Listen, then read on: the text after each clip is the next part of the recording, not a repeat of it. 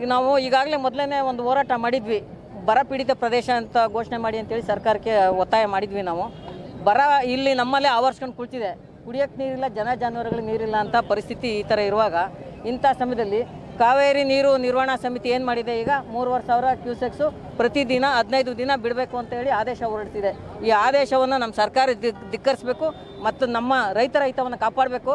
ಇಲ್ಲ ಅಂತ ಹೇಳಿದ್ರೆ ಇಡೀ ರಾಜ್ಯಾದ್ಯಂತ ನಾವು ಕರ್ನಾಟಕ ರಕ್ಷಣಾ ವೇದಿಕೆಯವರು ನಮ್ಮ ರಾಜ್ಯಾಧ್ಯಕ್ಷರಾದ ನಾರಾಯಣಗೌಡರ ನೇತೃತ್ವದಲ್ಲಿ ಇಡೀ ರಾಜ್ಯದಲ್ಲಿ ನಾವು ಪ್ರತಿಭಟನೆ ನಡೆಸೋದಕ್ಕೆ ತಯಾರಿದ್ದೀವಿ. ನಾವು ಯಾವುದೇ ಕಾರಣಕ್ಕೂ ಹೋರಾಟನ ನಿಲ್ಲಿಸೋದಿಲ್ಲ.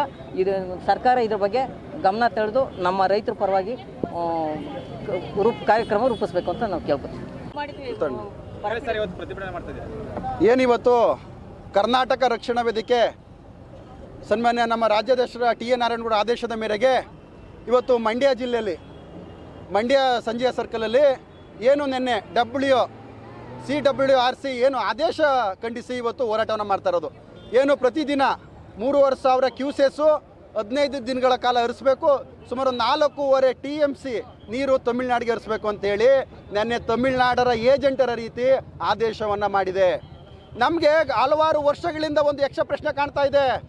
ಏನು ಬರೀ CWRCಯಲ್ಲಿ ಬರೀ ತಮಿಳುನಾಡು ಅಧಿಕಾರಿಗಳು ರಾಜಕಾರಣಿಗಳು ಮಾತ್ರ ಸೇರಿದಾರಾ? ಕರ್ನಾಟಕದ ರಾಜಕಾರಣಿಗಳು ಕರ್ನಾಟಕ ಅಧಿಕಾರಿಗಳು ಯಾರೂ ಇಲ್ವಾ? ಹಲವಾರು ವರ್ಷಗಳಿಂದ ಯಾವಾಗ ಆದೇಶ ಬಂದ್ರೂ ಬರೀ ತಮಿಳುನಾಡು ಪರನೇ ಬರ್ತಾ ಇದೆ. ಇಲ್ಲಿಯ ವಾಸ್ತವಾಂಶ ಅರ್ಥ ಮಾಡ್ಕೊಳ್ಳೋದು ಯಾರಿಗೂ ಕಾಣ್ತಾ ಇಲ್ವಾ? ಇವತ್ತು ಕಾವೇರಿ ಕೊಳ್ಳದ ರೈತರು, ಅದರಲ್ಲೂ ಕಾವೇರಿ ಅಚ್ಚುಕಟ್ಟು ಪ್ರದೇಶ ಸಂಪೂರ್ಣ ಬರದಿಂದ ಒಣಗಿದೆ.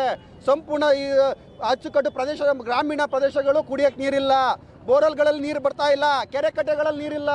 ಇವತ್ತು ಪರಿಸ್ಥಿತಿಯನ್ನು ಅರ್ಥ ಮಾಡಿಸಿ, ಅಧಿಕಾರಿಗಳಿಗೆ ಅರ್ಥ ಮಾಡಿಸಿ, ಅಲ್ಲಿಯನ್ನು ಸಮಿತಿಯವ್ರಿಗೆ CWRC ಸಮಿತಿಯವ್ರಿಗೆ ಅರ್ಥ ಮಾಡಿಸಿ, ಅವ್ರಿಗೆ ಅರ್ಥ ಮಾಡಿಸುವಂಥದ್ದನ್ನ ಇಲ್ಲಿಯ ರಾಜಕಾರಣಿಗಳು ಇಲ್ಲಿಯ ಅಧಿಕಾರಿಗಳು ಮಾಡಲಿಲ್ವಾ ಅನ್ನೋದು ಒಂದು ಪ್ರಶ್ನೆ.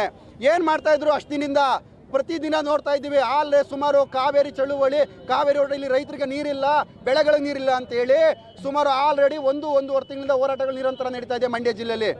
ಅಂಥದ್ರಲ್ಲೂ ಸಹ, ಅಂಥ ಪರಿಸ್ಥಿತಿಯಲ್ಲೂ ಸಹ ಇವತ್ತು ಈ ಆದೇಶವನ್ನು ಕೊಡ್ತಾರೆ ಅಂತಂದರೆ ಎಲ್ಲಿಗೆ ಹೋಗಿ ನಿಂತಿದೆ ವ್ಯವಸ್ಥೆ? ಮಾನ್ಯ ಮುಖ್ಯಮಂತ್ರಿಗಳು ಏನು ಮಾಡ್ತಾ ಇದ್ದಾರೆ? ಕರ್ನಾಟಕದ ರಾಜ್ಯದ ಏನು ಮಾಡ್ತಾರೆ? ಈ ರಾಜ್ಯದ 28 ಸಂಸದರು ಏನು ಮಾಡ್ತಾ ಇದ್ದಾರೆ?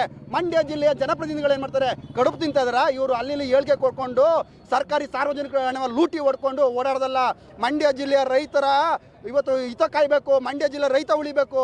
ಅದರಲ್ಲೂ ಮಂಡ್ಯ ಜಿಲ್ಲೆಯಲ್ಲಿ ಕುಡಿಯುವಂಥ ಏನು ಕಾವೇರಿ ನೀರಿದೆ, ಬರೀ ಮಂಡ್ಯ ಜಿಲ್ಲೆ, ಮೈಸೂರು, ಮಂಡ್ಯ ಈ ಭಾಗದ ರೈತರಲ್ಲ. ಇವತ್ತು ಬೆಂಗಳೂರಲ್ಲಿ 1.5 ಕೋಟಿಗೂ ಹೆಚ್ಚು ಜನ ಕಾವೇರಿ ನೀರು ಕುಡಿತಿದ್ದಾರೆ.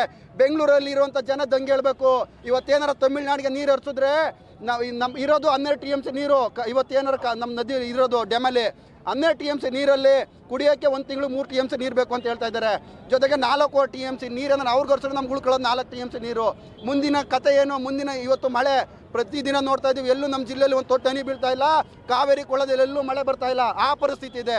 ಏನಾದ್ರು ಸರ್ಕಾರ ಏನಾದ್ರು ನೀರು ಹರಿಸಿದ್ರೆ, ಈಗ ಆಲ್ರೆಡಿ ನೆನ್ನೆಯಿಂದ ಹೇಳ್ತಾ ಇದ್ದಾರೆ, ಅಲ್ಲಿ ಸುತ್ತಮುತ್ತ ರೈತರು ಹೇಳ್ತಾ ಇದ್ದಾರೆ ಸ್ವಲ್ಪ ನೀರು ಹಾಲೆ ಹರಿಸೋಕ್ಕೆ ಪ್ರಯತ್ನ ಮಾಡ್ತಾ ಇದ್ದಾರೆ, ನೀರು ಹರಿಸ್ತಾ ಇದ್ದಾರೆ ಅಂತ. ಏನಾರು ನೀರು ಹರಿಸಿದ್ರೆ ರಾಜ್ಯ ಸರ್ಕಾರಕ್ಕೆ ಎಚ್ಚರಿಕೆ, ಕರ್ನಾಟಕ ರಾಷ್ಟ್ರಕ್ಕೆ ಎಚ್ಚರಿಕೆ ಕೊಡ್ತಾ ಇದ್ದೀವಿ.